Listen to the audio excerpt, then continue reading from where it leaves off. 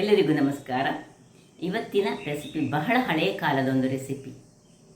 ಈ little millet ಸಾಮೆ ಅಂತ ಏನು ಕರಿತೇವೆ, ಸಿರಿಧಾನ್ಯಗಳಲ್ಲಿ ಒಂದಾದ ಈ ಸಾಮೆಯಿಂದ ಒಂದು ರುಚಿಕರವಾದ ಗಂಜಿಯನ್ನು ತಯಾರಿಸಿದ್ದೇನೆ.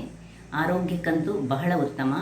ಡೈಜೆಷನ್ ಪ್ರಾಬ್ಲಮ್ ಇರುವವರಾಗಲಿ, ಗ್ಯಾಸ್ಟ್ರಿಕ್ ಪ್ರಾಬ್ಲಮ್ ಇರುವವರಾಗಲಿ ಅಥವಾ ಶುಗರ್ ಪೇಷಂಟ್ಗಳಿಗೆ ಒಂದು ವರದಾನ ಅಂತಲೇ ಹೇಳ್ಬೋದು. ಇದು ಹಿಂದೆ ನಾವು ಈ ಒಂದು ಸಿರಿಧಾನ್ಯಗಳಿಂದಲೇ, ಅಂದರೆ ಪ್ರಾಚೀನ ಕಾಲದಲ್ಲಿ ಸಿರಿಧಾನ್ಯಗಳದ್ದೇ ರಾಜ್ಯಭಾರವಾಗಿತ್ತು. ಮತ್ತು ಸ್ವಲ್ಪ ಅಕ್ಕಿ ಶುರುವಾದ ಮೇಲೆ ಜನರಿಗೆ ಅಕ್ಕಿಯ ರುಚಿ ಹೆಚ್ಚಾಗಿ ಅಕ್ಕಿಯನ್ನೇ ಯೂಸ್ ಮಾಡಲಿಕ್ಕೆ ಶುರು ಮಾಡಿದೆವು. ಈ ಬ್ರಿಟಿಷರು ಬಂದ ಮೇಲೆ ನಾವು ಈ ಗೋಧಿಗೆ ಮೊರೆ ಹೋದೆವು. ಗೋಧಿ ಗ್ಲುಟನ್ ಫ್ರೀ ಅಲ್ಲವೇ ಅಲ್ಲ. ಈಗಿನ ಗೋಧಿಯಲ್ಲಿ ಅದನ್ನು ಯಾವ ರೀತಿ ಬೆಳೆಸ್ತಾರೆ, ಅದಕ್ಕೆ ಏನೆಲ್ಲ ಈ ಕೆಮಿಕಲನ್ನು ಹಾಕಿ ಬೆಳೆಸ್ತಾರೆ ನಮಗೆ ಗೊತ್ತಿಲ್ಲ. ಹಾಗಿರುವಾಗ ಸಿರಿಧಾನ್ಯಗಳು ಯಾವುದೇ ಒಂದು ದೇಹವನ್ನು ಆರೋಗ್ಯಭರಿತವಾಗಿಡುವಲ್ಲಿ ಬಹಳ ಸಹಕಾರಿಯಾಗಿರ್ತದಂತೆ. ಇವತ್ತಿನ ನನ್ನ ಗಂಜಿ, ಈ ನಾವು ಕರಾವಳಿಗರು ಅಮಾವಾಸ್ಯೆಯ ದಿನ ಒಂದು ಮೆಂತ್ಯ ಗಂಜಿಯನ್ನು ಮಾಡ್ತಾರೆ, ಅದೇ ರೀತಿ ಮಾಡುವಂತಹದ್ದು. ಈ ಒಂದು ಗಂಜಿಗೆ ನಾನು ಮೆಂತೆಯನ್ನು ಸಹ ಬಳಸಿದ್ದೇನೆ, ತೆಂಗಿನ ಹಾಲನ್ನು ಸಹ ಬಳಸಿದ್ದೇನೆ. ಹಾಗಾದರೆ ಯಾರೆಲ್ಲ ನನ್ನ ಚಾನಲನ್ನು ನೋಡ್ತಿದ್ದೀರಿ, ಯಾರೆಲ್ಲ ಇನ್ನೂ ಸಬ್ಸ್ಕ್ರೈಬ್ ಮಾಡಿಲ್ಲ, ದಯವಿಟ್ಟು ಸಬ್ಸ್ಕ್ರೈಬ್ ಮಾಡಿ ಸಪೋರ್ಟ್ ಮಾಡಿ ಅಂತ ಹೇಳುತ್ತಾ ಬನ್ನಿ. ಯಾವ ರೀತಿಯಲ್ಲಿ ಈ ಒಂದು ಸಿರಿಧಾನ್ಯಗಳ ಅಂದರೆ ಲಿಟಿಲ್ ಮಿಲೆಟ್ ಸಾಮೆಯಿಂದ ಗಂಜಿಯನ್ನು ತಯಾರಿಸ್ತೀನಿ ನೋಡೋಣ. ನಮಸ್ತೆ ಮಿತ್ರರೇ, ಇಲ್ಲಿ ನೋಡಿ ಲಿಟಿಲ್ ಮಿಲೆಟ್.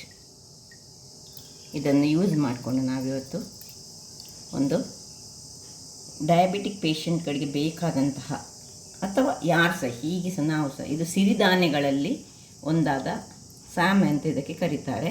ನೀವು ಯಾವುದೇ ಒಂದು ಈ ಸಿರಿಧಾನ್ಯದ ಅಂಗಡಿಗಳಲ್ಲಿ ಹೋದರೆ ಈ ರೀತಿಯಾಗಿ ನೋಡಿ, ಈ ಲಿಟಿಲ್ ಮಿಲೆಟ್ ಸಾಮೆ ಅಂತ ಹೀಗೆ ಪ್ಯಾಕೆಟಲ್ಲಿ ಇರ್ತದೆ. ಹೆಚ್ಚು ಕ್ರಯ ಇದಕ್ಕೆ ಏನಿಲ್ಲ. ಇದು ನೋಡಿ, ಒಂದು ಹಾಫ್ KGಗೆ 70 ರೂಪೀಸ್ ಮಾತ್ರ. ಆರೋಗ್ಯಕ್ಕೆ ಬಹಳ ಒಳ್ಳೆಯದು. ಯಾರು ಸಹ ಈವನ್ ಸಾಮಾನ್ಯವಾಗಿ ನಮ್ಮ ಆರೋಗ್ಯವನ್ನು ನಾವು ಒಳ್ಳೆಯ ರೀತಿಯಲ್ಲಿ ಇಟ್ಕೊಳ್ಬೇಕಂತ ಇದ್ದರೆ ಇಂತಹ ಸಿರಿಧಾನ್ಯಗಳ ಗಂಜಿಗಳನ್ನು ನಾವು ವಾರದಲ್ಲಿ ಒಂದು 2 ದಿನ ಆದರೂ ಮಾಡಿ ತಿನ್ನಬೇಕು. ಈವನ್ ರಾಗಿ ತಿಂದರೆ ಸಹ ಒಳ್ಳೆಯದು. ಅದಕ್ಕೆ ಸಹ ಬೇಯಿಸುವಾಗ ನಾವು ಯಾವುದರಲ್ಲಿ ಬೇಯಿಸಬೇಕು ಹೇಳಿದರೆ ಈ ಮಣ್ಣಿನ ಪಾತ್ರೆಯಲ್ಲಿ ಬೇಯಿಸಿದರೆ ಮತ್ತೆ ಸಹ ಬಹಳ ಒಳ್ಳೆಯದು. ಇಲ್ಲೀಗ 1 ಲೋಟ ನಾನು ಸಿರಿಧಾನ್ಯ ತೆಗೆದುಕೊಂಡ್ರೆ 1 ಲೋಟಕ್ಕೆ 6 ರಿಂದ 7 ಲೋಟಗಳಷ್ಟು ನೀರುಗಳನ್ನು ಹಾಕ್ಕೊಳ್ಬೇಕಾಗ್ತದೆ. ಈ 1 ಲೋಟಕ್ಕೆ ನೋಡಿ, ಇದಕ್ಕೀಗ ನಾನೀಗ ಒಂದು 6-7 ಲೋಟ ನೀರನ್ನು ಹಾಕ್ಕೊಂಡು, ಈಗ ಯಾವುದೆಲ್ಲ ಇತರ ವಸ್ತುಗಳು ಬೇಕಂತ ನಾನು ಮತ್ತೆ ತೋರಿಸ್ತೇನೆ. ಎಲ್ಲ ಸಾಮೆಯನ್ನು ಇದರಲ್ಲಿ ಹಾಕ್ಕೊಂಡೆ. ಇನ್ನು 7 ಲೋಟಗಳಷ್ಟು ನೀರು, 1 2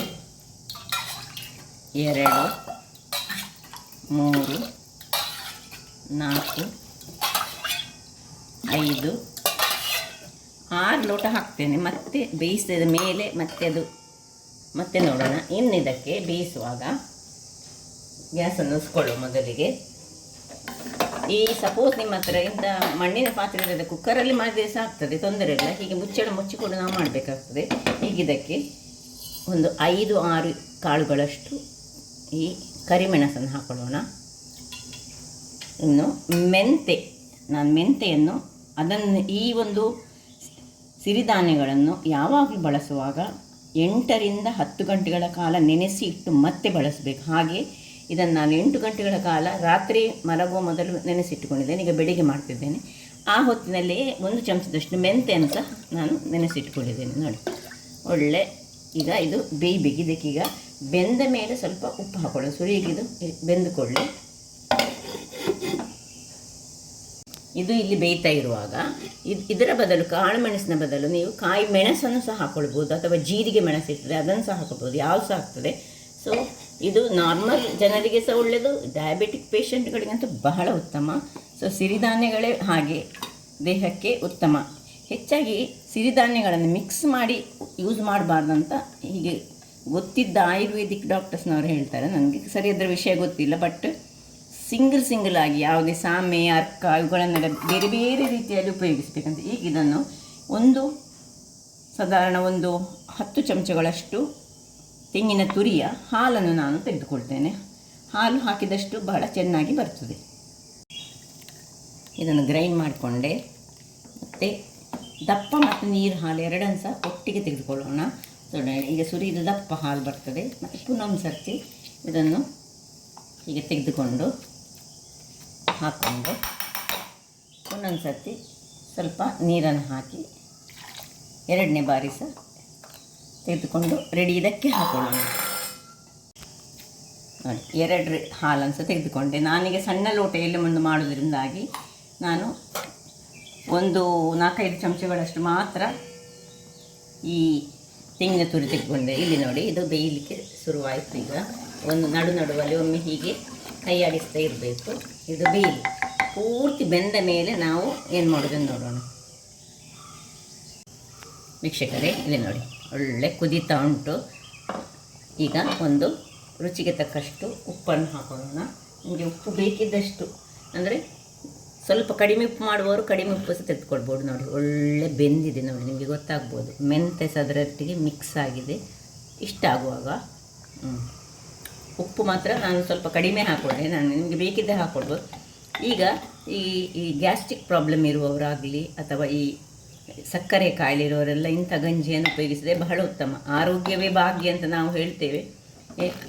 ಯಾರಿಗೆಲ್ಲ ಈ ಒಂದು ಪ್ರಾಬ್ಲಮ್ಗಳು ಬರಬಾರ್ದು ಅಂಥವ್ರು ಸಹ ಇಂಥ ಗಂಜಿಯನ್ನು ಉಪಯೋಗಿಸಿದರೆ ಬಹಳ ಉತ್ತಮ. ನಮಗೆ ಯಾವಾಗಲೂ ಅನ್ನ, ಅಕ್ಕಿ ಅದೇ ಖುಷಿಯಾಗೋದು, ಅಥವಾ ಈ ಗೋಧಿ, ಈ ಒಂದು ಸಿರಿಧಾನ್ಯಗಳು ನಮ್ಮ ಪ್ರಾಚೀನ ಕಾಲದಿಂದಲೂ ಸಹ ನಮ್ಮ ಪೂರ್ವಜರು ಉಪಯೋಗಿಸ್ತಿದ್ದಂಥದ್ದು. ಬಟ್ ನಾವೇನು ಮಾಡಿದೆ, ಅಕ್ಕಿಯನ್ನು ಬೆಳೆಸಲಿಕ್ಕೆ ಶುರು ಮಾಡಿದ ಮೇಲೆ ಅಕ್ಕಿಯ ರುಚಿ ನಮಗೆ ತುಂಬ ಹೆಚ್ಚಾಯಿತು. ಇಷ್ಟೊತ್ತಿಗೆ ನೋಡಿ, ಇಷ್ಟು ಕುದಿಯುವಾಗ ನಾವಿನ್ನೀಗ ಈ ತೆಂಗಿನ ಹಾಲೇನುಂಟು, ಈಗ ನೀವು ತುಂಬ ಪ್ರಮಾಣದಲ್ಲಿ ಮಾಡೋದಾದರೆ ಒಂದು ಇಡೀ ತೆಂಗಿನ ಹಾಲು ಕಾಯಿಯ ಹಾಲನ್ನು ತೆಗೆದುಕೊಳ್ಳಿ. ನಾನೀಗ ಒಂದೇ ಸಣ್ಣ ಲೋಟೆ ಮಾಡಿದ್ರಿಂದಾಗಿ ಎಲ್ಲ ಹಾಲನ್ನು ಇದಕ್ಕೆ ಹಾಕ್ಕೊಂಡು ಇನ್ನು ಒಂದು 5 ನಿಮಿಷಗಳ ಕಾಲ ಇದನ್ನು ಸ್ವಲ್ಪ ಕುದಿಸ್ಕೊಳ್ಳೋಣ. ಓಪನ್ ಇಟ್ಟು ಕುದಿಸ್ಕೊಳ್ಳೋಣ. ವೀಕ್ಷಕರೇ ನೋಡಿ, 5 ನಿಮಿಷ ಇಟ್ಟುಕೊಂಡೆ. ಸ್ವಲ್ಪ ಹೀಗೆ ಕೈ ಆಡಿಸ್ತಾ ಇದ್ದರೆ ಆಯಿತು. ಇನ್ನೂ ಸಹ ಬೇಕಿದ್ದರೆ ನೀವು ನೀರು ಆರಿಸ್ಕೊಳ್ಳೋದಾದ್ರೆ ಸ್ವಲ್ಪ ಆರಿಸ್ಕೊಳ್ಬೋದು. ಸೊ ನಾನು 6 ಲೋಟೆಗಳಷ್ಟು, ನಾನು 7 ಹಾಕಲಿಲ್ಲ. ನಾನು 7 ಅಂತ ನನಗೆ ತಿಳಿದ ಪ್ರಕಾರ 7 ಹಾಕಬೇಕಂತಿತ್ತು. ಆದರೆ ನೋಡಿ, 6 ಲೋಟ ಹಾಕಿದಾಗಲೇ ಇದು ಒಳ್ಳೆ ಬೆಂದಿದೆ ಮತ್ತು ಚೆನ್ನಾಗಿ ಇದು ನೋಡಿ ಸ್ಮೂತ್ ಆಗಿದೆ. ಯಾರಿಗೆಲ್ಲ ಆರೋಗ್ಯದ ದೃಷ್ಟಿಯಿಂದ ಇದನ್ನು ಯೂಸ್ ಮಾಡ್ತೀರಿ ಅಂಥವ್ರು, ಕೆಲವರು ಬೇಕಿದ್ದರೆ ಇದಕ್ಕೆ ಸ್ವಲ್ಪ ಬೆಲ್ಲವನ್ನು ಸಹ, ಹೀಗೆ ಶುಗರ್ ಪ್ರಾಬ್ಲಮ್ ಇದ್ದವರು ಹಾಕ್ಕೊಳ್ಬೇಡಿ, ಇಲ್ಲದವರು ಸ್ವಲ್ಪ ಬೆಲ್ಲ ಹಾಕಿದರೆ ಇನ್ನೂ ಸಹ ರುಚಿ ಹೆಚ್ಚುತ್ತದೆ. ಸೊ ಇದು ನಾವು ರುಚಿಗಾಗಿ ತಿನ್ನೋದಲ್ಲ, ಆರೋಗ್ಯಕ್ಕಾಗಿ ತಿನ್ನುವಂತಹದ್ದು. ಅದರಿಂದಾಗಿ ಆಯಿತು. ಇಷ್ಟ ಆದ ಮೇಲೆ ಇದನ್ನೀಗ ಆಫ್ ಮಾಡಿಕೊಂಡು ಸರ್ವ್ ಮಾಡೋಣ. ನೋಡಿ,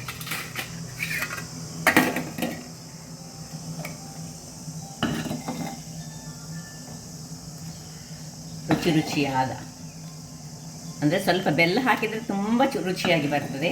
ಬೆಲ್ಲ ಹಾಕದಿದ್ದರೆ, ಅಂದರೆ ಯಾರಿಗೆ ಸಕ್ಕರೆ ಕಾಯಿಲೆ ಉಂಟು ಅಂಥವ್ರು ಬೆಲ್ಲ ಹಾಕ್ಕೊಳ್ಬೇಡಿ.